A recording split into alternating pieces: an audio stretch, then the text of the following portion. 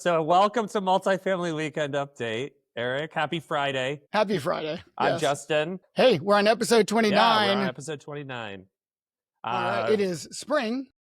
It is spring. Second day of spring. Busy time. Lots of events. Spring in multifamily means lots of events. So the calendar is chock full with that. It's also, the calendar says it's World Puppetry Day. So to all those out there celebrating, Eric, I know you and your family have members of the Atlanta Center for Puppetry Arts. Go enjoy some puppets. There's also some big news out of NAA and NMHC. They teamed up. They wrote a letter to Trump asking him to review the housing regulations, correct? Yeah, that's correct. Well, I mean, ultimately, they're working with Scott Turner, HUD secretary, but at the end of the day, the goal is to have a united front. Very happy that multifamily is, working together as one, right? To, put more units in action. Let's get more housing available. If you really want to drive down pricing, that's what you do. You want to drive down market rent, that's what you do, get more housing, and it benefits everyone, right? The asset owners ultimately are more diversified. They've got more units in market, therefore they're able to, offset expenses. Yeah, it's exciting that we're hopefully going to move some things forward. Probably won't see much action until 2026 and beyond. You could probably look to Jay Parsons for more data on that. Yeah, a lot of buzz around that. A lot of buzz around fraud, too. I feel like there's always buzz around fraud. But we have some guests here today specifically to talk about sort of their take on fraud and how they're entering the industry with tackling this problem. Yeah, so let's bring them on right now. Let's do it. All right. The fine folks at Get 100. Hello. Hey. Happy Friday. Happy Friday. So Riverside has been a bit finicky, so we're going to see how this goes. I might need to pop in and out. We'll just see. Riverside is just... Yeah. Our show's really about how bad we use Riverside. That's really what... That's actually the secret. Yeah, Yeah. So can we also talk about puppets? Because when we were backstage, the virtual backstage, listen, I want to clarify. I am not anti-puppet. However, my biggest fear... Do you all remember the Muppet with the closed eyes, Janice? Yeah. Biggest childhood fear, Janice. Why are your eyes always closed, man? And then there was this one, I think it was Muppets Take Manhattan, where they do a photo and then her eyes open randomly. It was the scariest, probably one of the scariest moments of my childhood. Yeah, puppets are scary. I mean, I like them. I like them, but they're scary. They can be really scary. I just have a vendetta against that one puppet. That one puppet particularly? Yeah, all the other puppets. All right. Are you sure she's not just high all the time? Okay. I don't know. Maybe. I don't know. It freaked me out and, I never got over it. So, but I'm celebrating all the other puppets today. Well, that's good. Well, Awesome. with 100, puppets aren't who they say they are, like Justin was saying. Right. Yeah, we have opinions on them. You can't really verify a puppet. That's the problem. You're going to quick undetectable. Exactly. I mean, I don't think, Kermit, I don't trust him anymore. He's different. He's different. You trust him. Can't be trusted. Miss Piggy, on the other hand, come on in. Yeah, exactly. So tell us about Get 100. A little bit. We'll have some questions, but we're happy to have you here today. Happy to be here. We're excited. Karen, you just landed literally, right? Yeah. Just landed. Just fix the face a little bit for you all, put on a little lip gloss, and here we are, sitting in kind of near like my kitchen table, chatting with you guys. Great way to end my week. I guess, is it helpful for us to talk a little bit about why we're doing what we're doing, why 100, how we got here? Yeah, I mean, yeah, exactly. So why in the world of crowded fraud, right? You were definitely not the first mouse to get the cheese on this, as they say. Help explain to us, what was the impetus, right? Why Get 100? Yeah, well, certainly not the first, but we are endeavoring to be the last. So the last thing you need, right? So, and I think that's true also if you look at a lot of other products and services in market, right? In many ways, you could call Google back in the age of search engines, the last search engine, right? I think naturally, what drew Lucas and I to the space was this idea that fraud has become the number one, we'd argue, biggest problem facing multifamily. and it's only getting worse year on year. I mean, 93% of all operators have reported some case of fraud based on an NMHC survey last year. That number went up dramatically. It was like over 70% year on year. Pretty much all the fraud solutions in the space had been around for multiple years. Right. So I would challenge like, okay, well, if they were really effective, wouldn't we be seeing a dip down? So when Lucas and I came together, we said, listen, we want to tackle a big problem, something that everyone's facing, something that's like big, hairy, where folks will come together to try to solve it industry wide. And we want something where we feel like we're uniquely equipped to make an impact. So after a series of conversations, and I could probably bore you with the nitty gritty story behind the scenes if you guys want to hear it, but we said, you know what, we feel like this is the team to do it. And we feel like the time is now. Yeah. And we felt like a lot of the solutions during our interviews, we spent months just interviewing operators from NMHC top 50. And a lot of the solutions out there are putting the autonomy on the teams, and the teams are still having to make the decisions. And it's a conflict of interest. With 100, we want to remove the teams and basically deliver an approved applicant at the door, let them get rid of the underwriting, the frictions. A lot of the solutions out there are not doing that. And that's why we're here today, to remove the teams. It's all about efficiency these days, right? It's like, how do we equip people to do their highest and best work? That's what it's all about. So, and I'm going to use your partnership with Clear as a, sort of an example here. You know, you look at, I'll use airports, right? We all sit in line. There's TSA pre-check, there's face scanning, there's this and that, you know, and Clear's goal ultimately was to deliver a pre-approved human being to security, right? And all you needed to do at the end of the day was basically like verify that somehow in between scanning myself at the Clear desk and walking up to you, I haven't like somehow switched faces. Pretty sure there's a movie like that back in the 90s. Face Off. John Face Off, Travolta. yeah. Face Off. You know it. Nicolas Cage, yeah. So unless that's happening midstream while you're walking, while you're in the middle of security, you know, I think it's kind of hard to do that. So, but the difference here is we don't have security cameras everywhere, right? We don't, you know, you can't do that. We're not in a safe environment where you can do that. And really fraud at this point is just super sophisticated. You can, you know, back in my heyday, my photoshopping days, it was very easy to, you know, take a 6 and reverse it and turn it into a 9. And then all of a sudden your birth date was moved up or down and you were 21 and you could go into a club in Miami. You're just talking about a friend, right? You're just, just a friend who totally made it through security. Flabbergasted that he did. But yeah, you know, it's I mean, look, I once did a fraud application, and I'll tell you why I did this. I was in Savannah and I needed to get my water turned on. They would not turn on my water until I handed them a signed lease. I was not going to get a signed lease until Friday. I know for a fact that the speed of my city at the time was never going to turn my water on the same day. I needed water. I was moving in. So I like just moved the lease date back a couple days and was like, yeah, see, here it is, you know, in order to get my water turned on. You need a shower. You know, I need a shower. We need to like, you know, clean stuff. So, you know, I consider that not like a white lie, but like, you know, noble fraud. But, you know, but like, yes, you're right. You're exactly right. Fraud is absolutely rampant. It is, you know, if 93% say it, I'm kind of curious who the 7% are. You know, maybe it's just not their priority. Maybe they're dealing with other issues and that's just not that priority for them. But yeah, so you guys really just set out to get to this point where it's like nobody has to deal with this anymore, right? The same way that TSA, you know, you shouldn't have to deal with, you know, people bringing guns through security. It's like, well, yeah, we have all these sophisticated things now. People are taking their shoes off, so on and so forth, right?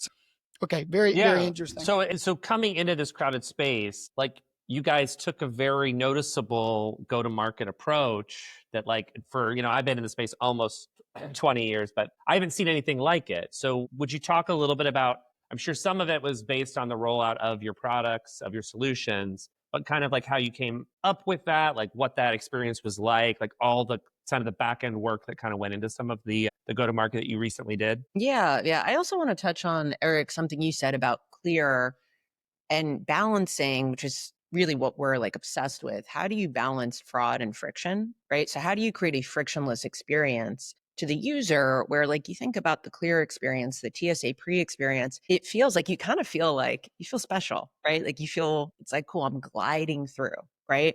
I don't need to take my shoes off. I don't need to take the computer out of the bag. You feel special. It feels like an elevated experience. And they do a great job of preventing and stopping fraud. So how do we emulate that? How do we replicate that in multifamily so it's a win-win on both sides, to the operators as well as to the applicants themselves? Justin, I want to get to your question though about the marketing, branding, the go-to-market strategy. Again, we felt like this is a huge problem that is yet to be solved. Folks in market had been at it for many years. Fraud continued to grow. Fraud and fraud prevention cemented its place over the past, I'd say, year or two as the number one problem to solve in multifamily. We felt like the existing solutions weren't getting it done, and we felt like there was a better way. And so as that pertains to like our marketing strategy and our launch, we did a couple of things, right? Like Lucas brought up, we really spent a lot of time listening to the market. And I think the best products and the best companies are obsessed with solving their customers' problems. So before we built anything,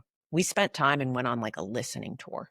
And we tried to analyze like, what are the patterns and the problems? What are people saying? What are the patterns in the magic wand solution? We asked everybody that. What's your magic wand solution, right? We looked at best practices outside of the industry. We spent a lot of time with the Clear team, aviation, hospitality, fintech.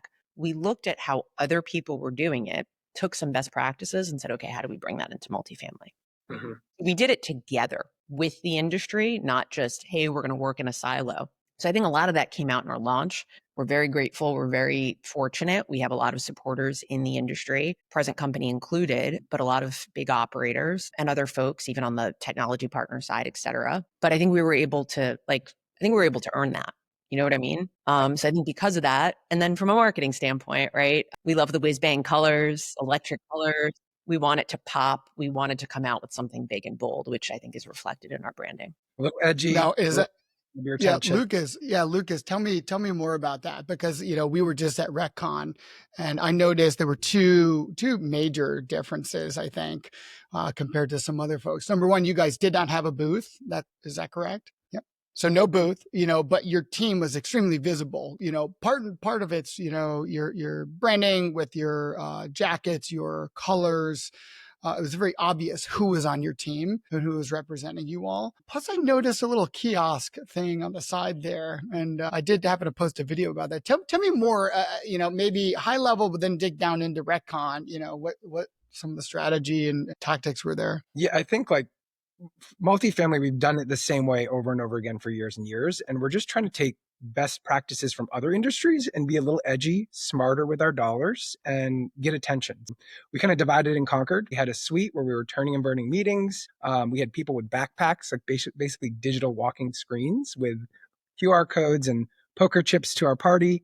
And then we had a digital kiosk that basically was giving away giveaways, a little bit of info on 100. So we kind of like divided and conquered, but we're scrappy with our marketing, but very intentional and very methodical when it comes to how can we get attention for the least amount, but also really kind of shake up things and take best practices from other industries. And one thing I will say, just to kind of double click on Karen's like marketing tour, we heard a lot about when we were doing these interviews, like folks in other industries basically disqualify prospects up front. Multifamily, for years, we've basically taken an application. We don't know if they can pay the rent. We don't know who they are. We don't know if they have an eviction. We're taking the unit off market, and then you find fraud. And then you have to put the unit back on market. You have 5 days, down days. You got to do it all over again.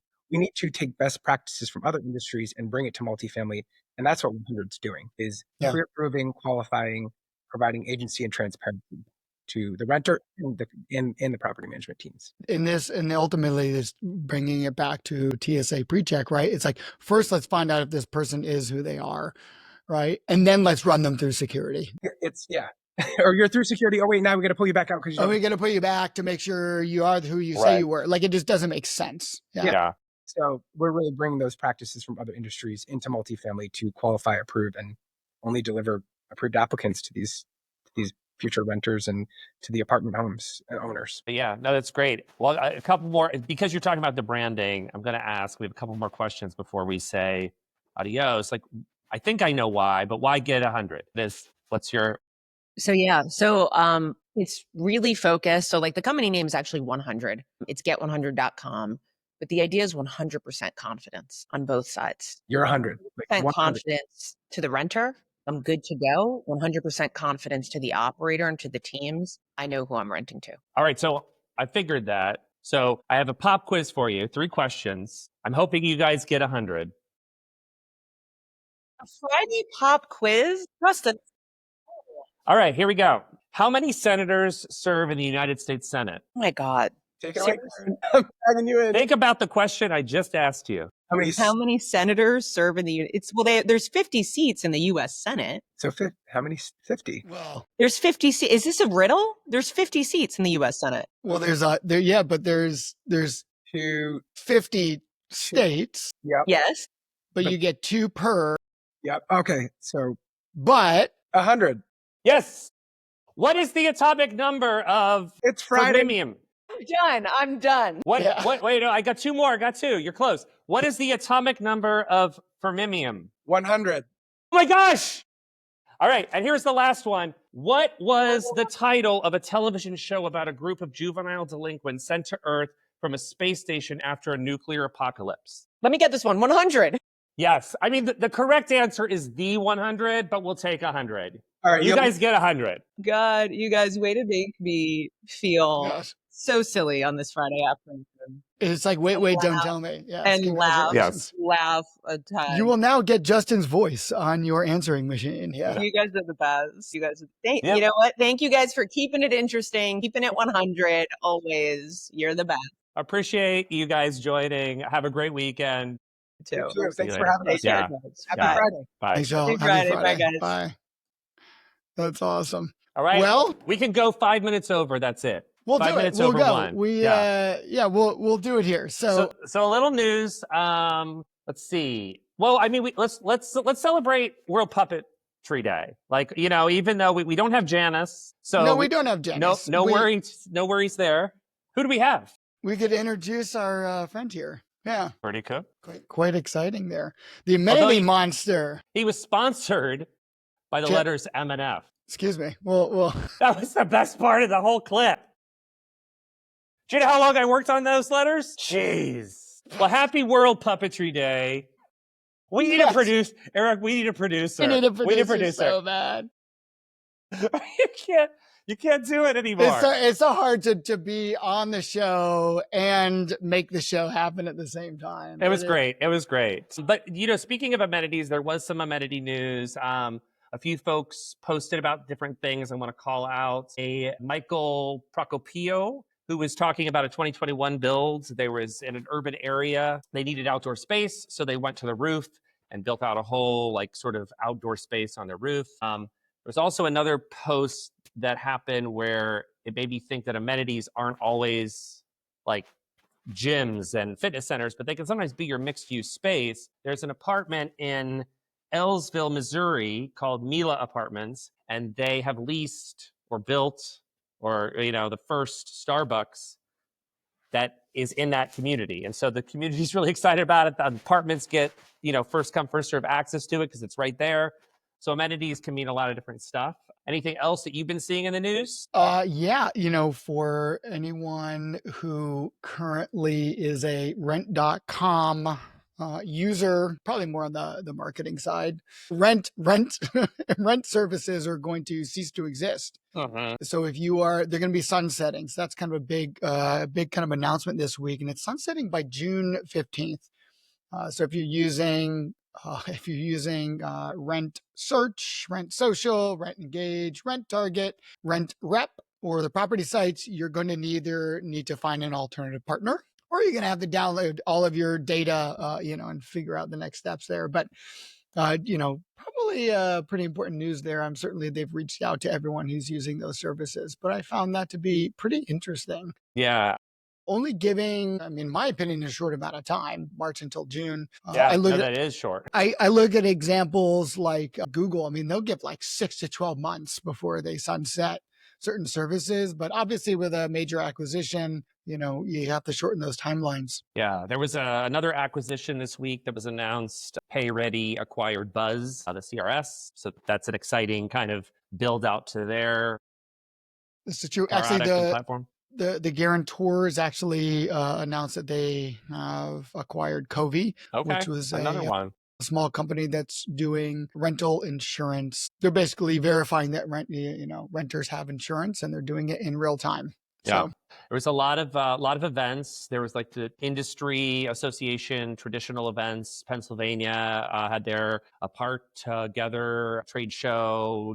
Denver had their TechCon. The Bay Area had like a Light the Bay kind of dinner event for their association, the Bay Apartment Association. And then there was some niche events, up in Boston where I was last night. Opinion sponsored sort of a resident reset panel that included some illustrious guests. And there was a, pretty great turnout of kind of great minds in the industry in the Boston area. And then there was a multifamily meetup in Denver that has been traveling around. It hasn't came to it. No one's done it in Atlanta yet. So that needs to happen, I guess, at some point. Well, to be fair, I think Tara has been doing meetups, but that's a different venue. But yes, we've had those. But this particular one hasn't swung through where folks are kind of traveling in to kind of hub around Atlanta. That's true. What else do we have? I mean, honestly, I think the NMHC NAA meetup was pretty huge. I mean, just to kind of double tap on this,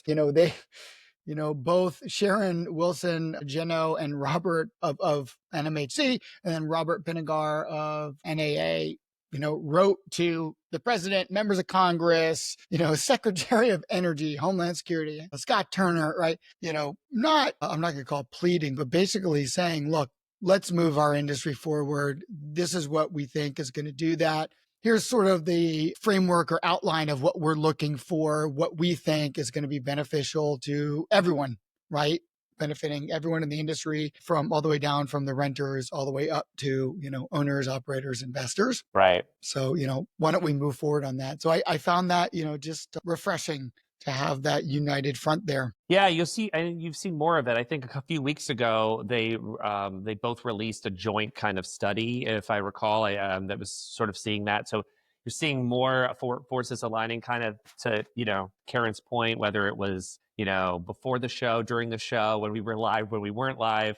But, she was saying something about the fact that, the industry's been around a while and people are more like comfortable in the space, partnering together, working together, which I think that's very true. And also speaking of NAA, they announced kind of a litany of top employers from operating management companies to prop tech companies so you've seen that in the feeds. If you work at one of those illustrious companies, congratulations to you and to your employers, your whole organization. Yeah, that's a nice badge of honor there. Yes, very much so. Well, I think that'll do it for today. We probably won't see puppets again for a while, but you never know. We'll bring the amenity monster back. Yeah, I mean, he'll go somewhere. I mean, if there's a really cool amenity, let us know. We'll let the monster know. And we want to know, or maybe a really bad amenity, but or maybe it should be the most unused amenity, right? That's like that's like a different show. Yeah, I don't think anyone like the hotel that says it has a gym, but like you walk into a coat closet where there's like 3 weights and half a treadmill. That's how the Multifamily Weekend update will engage with residents. What's the worst amenity that you've had? All right, happy spring, happy Puppet Day, everyone. Yep. Yes, have a great weekend. Cheers.